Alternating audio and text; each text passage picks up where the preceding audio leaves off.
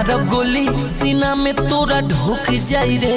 पवन कहता कि जिला हमार झुक जाई रे। मारब गोली सीना में तोरा ढुक जाई रे। पवन कहता कि जिला हमार झुक जाई रे। करीले मौत के खेला जी हल्का में लेला, जी ज्यादा करे रंगदारी हमार जिला की टांग लेला, हमार जिला की टांग लेला।